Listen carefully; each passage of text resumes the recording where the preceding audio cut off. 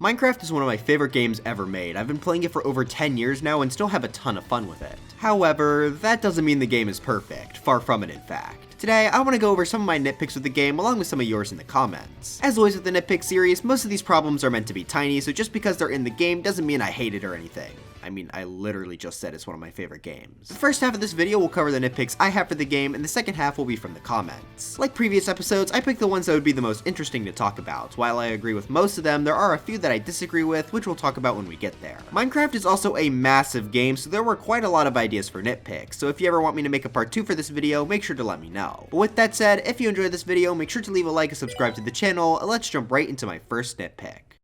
Okay, so my first nitpick is...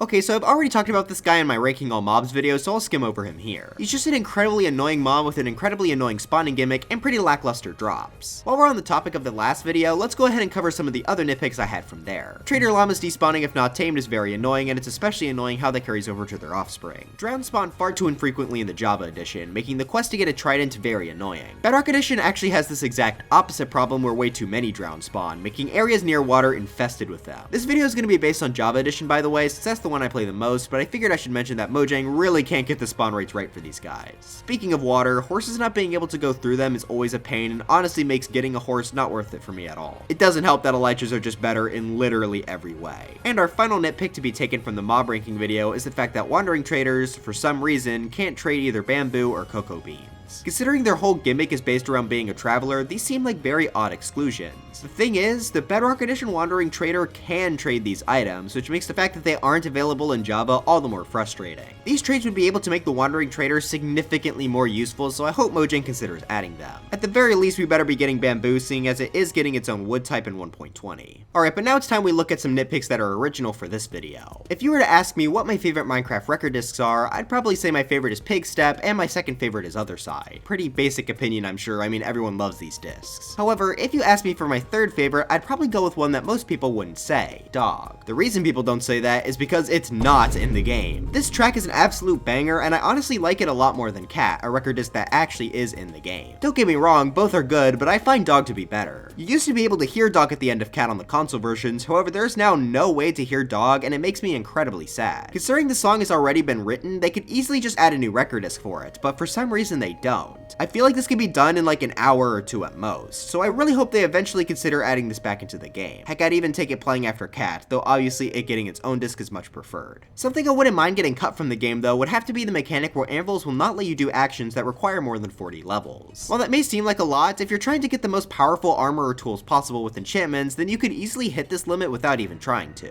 There have been several times where I've hit this limit while enchanting my gear, and it's always extremely frustrating. I don't even understand why it's in the game. Like seriously, what purpose does this serve? The thing is, you can do actions over 40 levels in creative mode, so why did they disable this in survival? Level 40 is also pretty easy to reach these days with insanely fast XP farms, so I think at the very least this level cap should be made much larger. Personally, I would just cut this feature entirely though. Speaking of these utility sort of blocks, there are two workstations that I want to take a look at. First off is the composter, which is the workstation for the farmer. Using this, the player can convert plants into bone meal. That seems kinda helpful, right? Well, it would be, if it didn't take on average 23 seeds to get one piece of bone meal. Yeah, the amount you have to put into this thing for the reward you get is absolutely not worth it at all. The way the block works, it has 7 different tiers that you must fill up before getting a piece of bone meal. Each type of plant has its own percentage of filling up a layer. Seeds, for example, only have a 30% chance to progress the composter to the bone meal, meaning you could use a lot more than 23 to get the bone meal you want. I think the amount of bone meal you get from the composter should be increased, or at least randomized to have a chance of getting more than one. As it is right now, it feels like a total waste of time to convert plants to bone meal. I guess you could automate it with a hopper, but that still doesn't fix the absurd amount of items you need to get one single piece of bone meal. The other workstation I want to take a look at is the fletching table. It's currently used for... nothing. While every other workstation has got some sort of job outside of giving villagers a place to work, the fletching table still remains completely useless. I personally think it'd be neat if they were used to get tipped in spectral arrows. Yeah, we can already craft those, but it'd be nice to give this block at least something to do.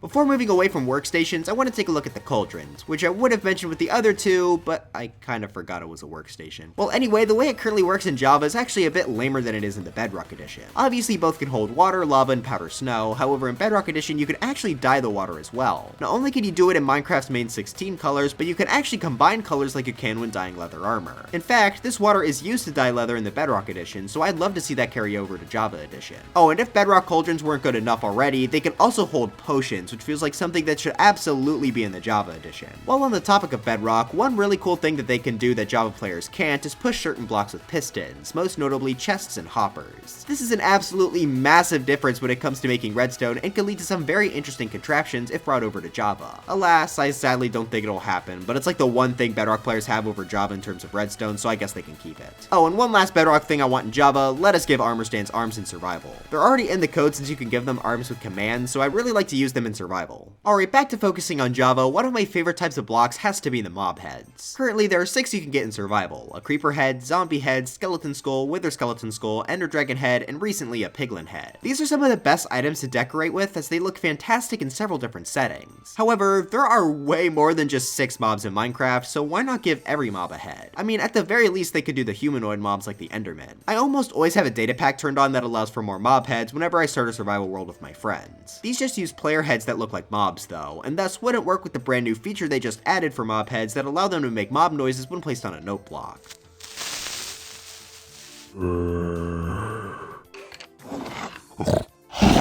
This feature is super cool and I can't wait to get up to a ton of mischief with it, but I really hope they consider adding more mob heads to work with it in the future. Whether we get them from charged creeper blasts, from finding them in structures, or just from killing the mob, I think it would be really neat to get some more mob heads in the future. Another type of blocks I'd want would have to be concrete slabs and stairs. The concrete family is some of my favorite block types as they just act as simple representations of whatever color they're dyed to be. Some of these colors don't have any sort of stair or slab representation at all. Sure, they are adding a bit more with the fairly colorful woods recently, but I think just having the option to cut the concrete slabs would be fantastic. Walls would also be nice to get, though if we only get slabs and stairs, I'd be more than okay with that.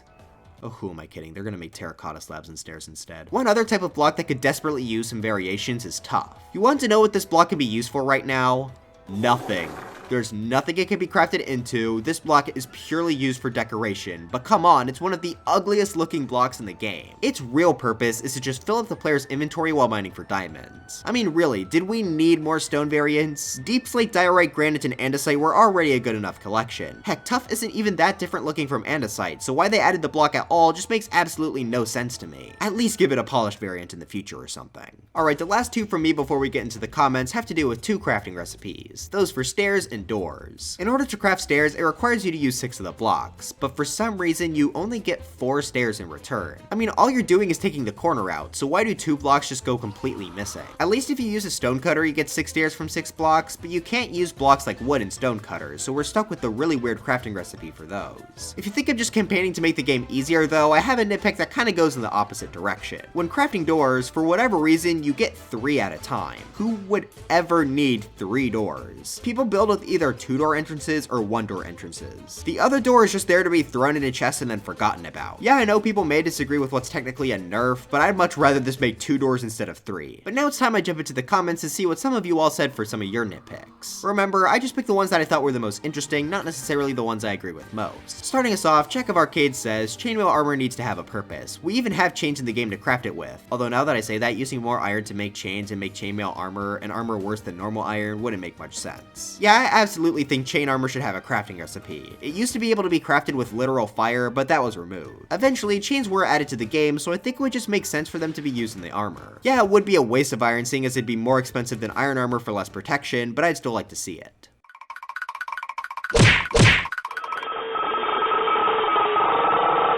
Ultimate Battle says, there's no emerald armor. That's it. This is one that I'm honestly gonna have to disagree with. Emerald tools and armor have been something people have wanted in the game for years now, and I've never really been on board with the idea. I think the progression of tools and armor we have now is perfect, with netherite being the strongest. Throwing in emerald tools would just sort of complicate things, and I'm not really even sure where they'd belong in the progression of armor either. They're fairly easy to get from villagers, but making them weak doesn't really feel right considering people have been hyping up emerald tools for years. I think Mojang was luckily able to come up with a pretty good compromise through the armor trim, trims, as it lets us put emerald parts on armor. I'm a really big fan of this armor trim system in general, by the way. I really hope they add this for tools in the future. Do the Mario 217 says, one of the corners at the top of the pillager outpost is not symmetrical. I didn't know this before. This is just gross. Honestly, I'm mad at you for pointing this out to me, because now this is gonna bother me for the rest of my life. Well, at least I get to spread it to others on the internet. Sorry to make you all suffer too. Exotone says, it's nuts that carpets don't contour to stairs. So many builds where I have to use red wood or brick to try and match a red carpet. This is honestly not something I've really thought about before, but now that they mention it, it's something I really want. Placing down a carpet and having it just go on top of a stair like it's actually on the stair would be great. I'd also like to add that it'd be great if this extended to slabs as well. It would open up a lot of opportunities for building, and I really hope we get to see it sometime in the future. Alright, let's rapid fire through a few smaller ones. Lunar Stars says, stone can't be used to craft stone tools. Not an inconvenience, just weird. Stone is literally in the name. Yeah, that is a bit silly. It'd probably barely affect gameplay at all, but I think letting you craft stone tools with stone does make sense. FBI official says, no Batman in vanilla. What does this even mean? Everett says, why is auto jump automatically turned on in Minecraft? It's so confusing. This was always super annoying, especially since switching versions would revert all of your controls back to the default. I mean, genuinely, who plays with auto jump on? Luckily though, this one has been recently fixed, which does make me pretty happy to see. But the final Minecraft nitpick I want to touch on comes from WillPlay77, where they say, a few older structures feel outdated. Not all of them, I like the jungle temple along with others, but mainly the underground ones feel old. The stronghold is great, but I can't say the same for spawners and abandoned mineshafts. I would talk about the well, but that's being fixed in the new update. The reason I saved this one for last is because I find the topic of structures to be pretty interesting, and I'm honestly not sure where I stand on this. We are seeing a lot of structures receive updates in 1.20. Most of them are just getting brand new armor trims added into their chests, which I do find to be fantastic additions to encourage exploration even more. Desert temples and desert wells are even getting extra sand blocks that can let you get pottery shards, known as suspicious sand. While I do really like all of these changes, I personally don't think the older structures need to be changed. Would I like for them to get their own armor trims? Of course, but I also don't really have a problem with how they are right now. Mineshafts are fun to explore as they can often have a ton of minecart chests, and dungeons can act as a good way to get certain items like discs or saddles. More importantly though, both of these structures have mob spawners, which are reason enough to make these structures worthwhile. Again, I'm not saying that receiving an update for them would be bad, I just personally don't think we need one, and they are perfectly fine in their current state. But anyways, that's it for this video. Is tuff your favorite block in the game and you hate me for calling it ugly? Let me know in the comments. Sorry this is such a short video, but I've been very busy as of late and I needed to work on a smaller project for the time being. There are still plenty of things that you all said and that I had that I didn't include in this video though, so if you all enjoyed this one, I'd love to make a part 2 sometime soon. But anyways, dry bones for Smash, and I'll see you guys next time.